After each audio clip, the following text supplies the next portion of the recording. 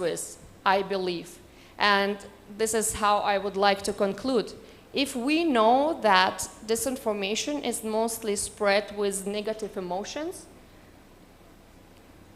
wait a minute, do you want to be the one to spread negative emotions, and why? Maybe you just do not replicate whatever is there and whatever you see. There is one example of one group in the Philippines that wanted to break through the wall of negative disinformation. And they would then research how successful they were and doing what. And so as much as we always say, you know, lies travel the fastest and so on, well, yes, hatred is indeed a very strong emotion that does something with us, and we want to react to this, but what travels as fast as anger is inspiration. And maybe this is something to conclude with. Thank you. Thank you very much. Anna, Solomon? I think mine was, and I'll just take under a minute. Firstly, someone talked about the media independence from advertisers. I don't like the look on your face. How many of us here subscribe to the Daily Monitor? Wait, you need to explain what it means to subscribe. You pay who money. of you is paying money? You pay money for the Daily Monitor to read the e-paper. Oh, wow, that's impressive. You subscribe, right? Okay. Like you No, subscribe to the Daily Monitor. Wait, Solomon, I need to add a caveat to your question. And it's not being paid for by your office or workplace. Okay. Okay. Okay. How many of us do that for the New Vision? Okay, thank you. The reason Alex why doesn't qualify. By virtue of what he does, he has to be able to do. I'm joking. Fat Boy here runs an online radio station. How many of us subscribe to his online efforts? It's free. Okay, for now, but I'm sure you're looking at revenue models to keep. Okay, advertising. At the moment, it's advertising. Eventually, you'll come through, you know, to subscription. I mean, the Daily Monitor and all these other organizations started with that. The reason why I was asking that is because I just wanted to bring to our attention the different models that media houses are trying to come up with to be able to keep afloat and therefore not to be influenced. If you've gone to Germany, to Netherlands, to any of those media houses, the first thing when you're visiting their newsrooms, they first say, we are not funded by the state. I'm sure, Anna, you've heard that very many times. The US, everywhere, like, we are not funded by the state or any advertising from the state. They usually say that because they want to sort of present their independence. So usually when I have an opportunity of visiting these different newsrooms, my first question is then, how do you support, you know, journalism? Many of them in the developed country, okay, in the West, they have the subscription model.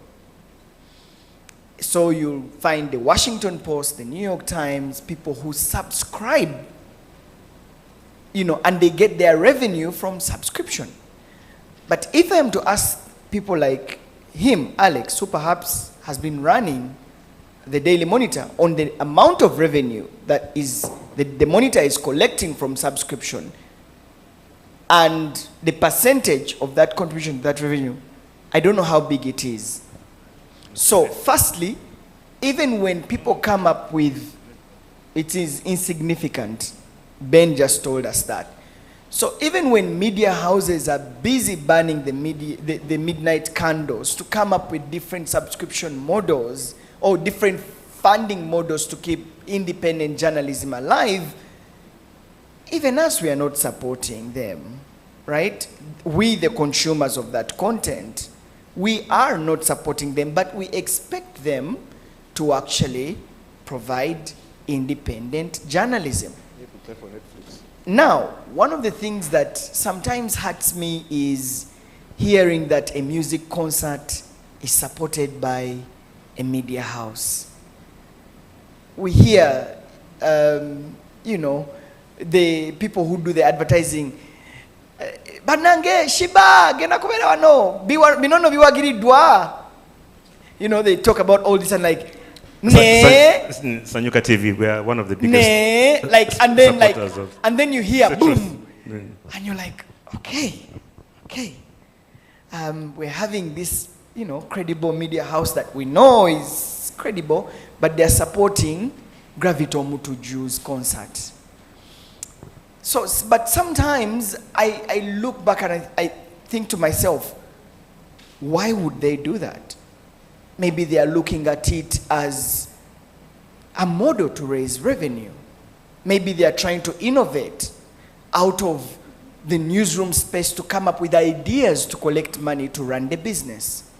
So the question that you asked about how do we break free from the shackles of advertisers and the people who give us money, I mean, that is a question that people wake up to every day to think about. Ben here is in charge of big projects. Last time I checked, Ben, you were in charge of radios now. It keeps now changing. You're in radio, Changes but every before 2 he was months. in charge of special projects. But Ben would think every day of special projects that are going to bring in Next Media money. Right now, him as the head of radio at Next Media, he wakes up not even to think about the editorial content, but he wakes up every morning to report to the CEO numbers. So, what does he think about? I have a target. Can I sponsor Gravito Mutuju and I will get 200 million shillings? Then I will do that. What is the next thing? All he's thinking about right now is revenue because he has to post numbers. I tell people CEOs are salespersons with big titles. Most of the times, they have to post numbers. They are going before the board to speak numbers. You know, even before they speak about, I mean, look at Abbas. He is going everywhere, but he has to post numbers. This hub has to keep alive. And most of the times, the Bens of this world are thinking of how can I make sure that the money comes in to keep the business afloat. So, sir, to answer your question, that is what is still, I mean, my brother Chigundu started Beg Media. He has reporters. He has to raise money to pay reporters. He's thinking about all the business models. But if the business model was to MC an event to get 10 million to keep Beg Media open, he will do it. If he gets 10 million shillings and the rent for Beg Media, the media house is 1 million shillings, and if he does get 10 million and it offsets rent for 10 months, he will say, well, my guy, I have to keep the lights on. To be as honest as I can. So, sir, I don't know how to answer you. But we, people in the media space, are still thinking about that. My last question was about the accountability. I think Moronji was asking about. I'll give you a very short, clear, simple, interesting story. I broke the story of Bobi Wine being, okay, when, I don't know if he was shot or something, on the leg. Allegedly. Allegedly, Yes. I don't know. Turned out, I was the person there. I was going home, so on my way home, I find, you know, scaffold. The journalist in me tells me, you can't drive your car past this scaffold. So I park, get out. And I'm like, what is going on? And so like, President Bamukube, they have shot Bobi Wine, And I'm thinking, okay, I don't see any journalists here. I'm the only one there. So I pull out my phone. Like, he's bleeding. He has been taken to the hospital. He's just up there. So as I look up there, I see Eddie Mutwe. And Eddie Mutwe is saying, Serwanja yangu, President Bamukube, yangu. Okay, and I'm just trying to say that. Hurry. The president has been shot. So I get there. I'm there in the thick of things. I'm recording. I don't know. I'm recording using my phone. And I'm seeing this guy, the commotion. I'm filming. And I'm saying, okay, Bobby, what just happened? You know, I'm filming. And Bobi Wine goes like, and Mufumbi was like, he has been shot. The president has been shot. He will not speak now. He has been shot. So I am filming. And then I, zoom in the video that you saw that went viral was filmed by me. So I am zooming in on the shot and I'm filming everything. You thank me. Thank you. You see, sometimes I get flowers from government. So I am filming. But in the thick of the moment, I get this video. Remember, there is pressure to break the story because I am there and I have to break this story. No one has broken it. I'm on the scene. I'm the only journalist. I'm putting out this story. So I get the phone out and I type. Firstly, I have Mufumbira saying, the president has been shot. He has been shot. He has been shot. You know, everyone around me, President Bamukubye, Bamukubye, Bamukubye, President. You know, it's like there's a lot of pressure. Everyone is saying he has been shot. Then I remember, I sat on a pavement in the thick of it. And I sat and thought to myself and reminded myself, Mr. Serwanja, you are an influential person. You're going to burn this country with what you're going to put out. Yeah. Whatever you're putting out, if you have not fact-checked it, you are burning this country. So I started to construct my tweet. I sort of silenced the noise around me and I started to construct my tweet. Now, many of you may have read the way I constructed that tweet. It was deliberate. I said what I said, which you saw, and I even thought about, you know, and I said, okay, publish. I put post, boom. Started uploading, and boom. My goodness, in a split, it had like over 100 retweets per 30 minutes, per what, like they're too much. Now, at that time, someone, you know, called me and said, you're spreading misinformation. The president has been shot. And I said, he said, you know, that is why we don't like media. President Bamukubyo, Binobishibyo Tadeyo. So I reminded myself about the cause of journalism. And I think that all of us as journalists and as media houses, there may be pressure to publish a story. The speed versus accuracy. The ethos of journalism should come alive at the center of that crisis. We need to pause and reflect that I am Solomon Serwanja. I owe the public the truth. And I will sort of slow down and fact check and be careful with whatever I'm putting out. Because it hurts, and I've been there. It hurts, terribly hurts, when you put out information and it turns out wrong. You don't know the pain that editors in newsrooms write an apology on the front page of a newspaper. We apologize. It's a painful thing that an anchor will come on TV and say, we apologize for the story that we ran yesterday. It was full of misinformation. And by the way, the president has taken the Daily Monitor to court. And won. And he won. And he used it to pay back. And he built the Daily Monitor. The Daily Monitor paid painfully. And it was a lesson. Marcella is laughing.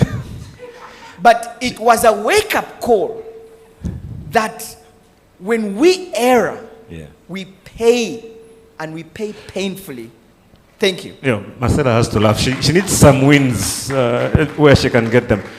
Interesting you should mention, I just remembered that when that story actually came out, I found out actually through Anna's tweet. So because of the nature of what Anna does, there are things she can say and things she can't say, because then she can also ban the country. And I remember she pointed that thing about what you've mentioned here today about it's not your job to determine, you know, who is right about whether it's raining or not. It's for you to go and check if it is raining. And on that day, I think she put out a tweet saying sensationalism can kill credibility. And we've got to be it's such a deep thing. We've got to be very, very careful about the stuff that we say in the pursuit of likes and what we can do with that. So, Alex. The questions did not arise, so I will just do a summary. disinformation, media trust in the face of technology and innovation. I'll say that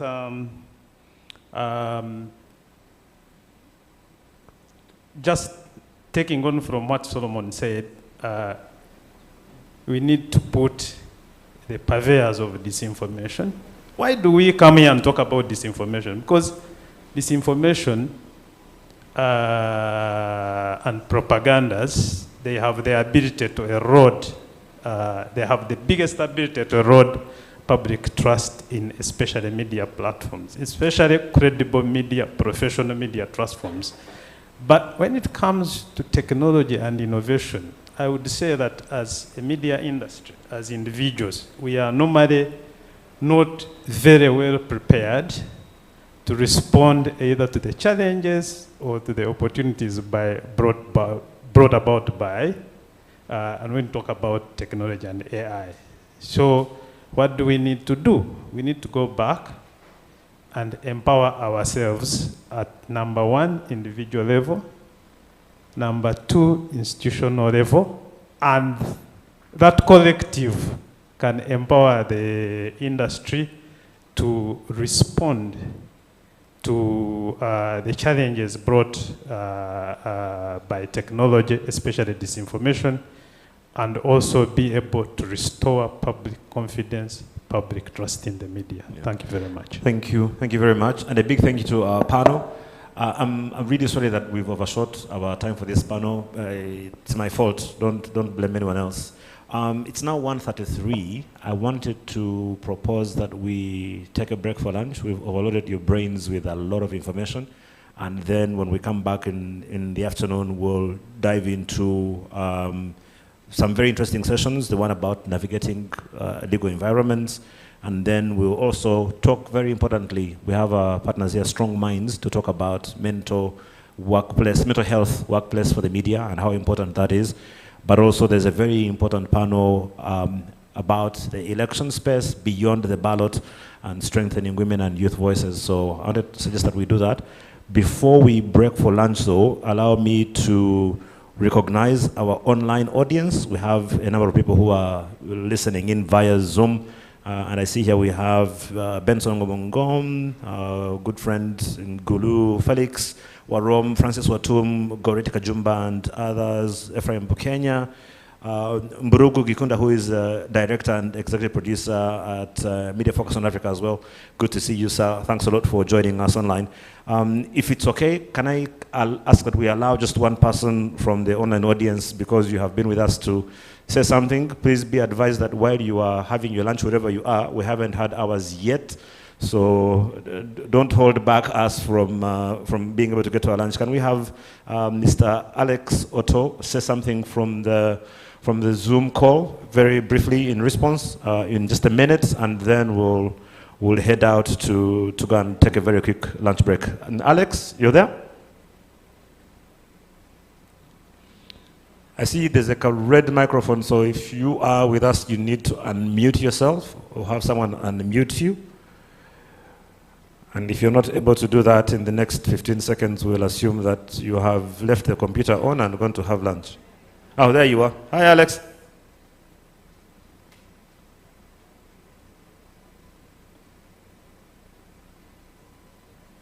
Are we able to hear Alex? Okay, we'll try and pick it up after lunch, I guess, so we can be able to get some feedback from the online audience. So we're going to break for lunch.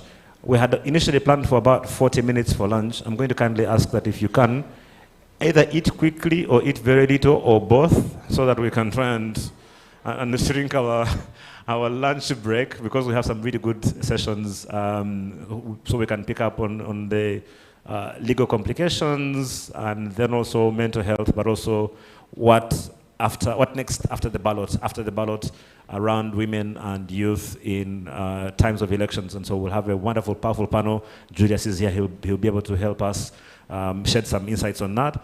But for now, let's go do a quick lunch break. Please don't be shy. Go quickly so you can eat quickly, and then we come back and continue the session. If I can kindly ask you one more time to give a big hand clap to our panel.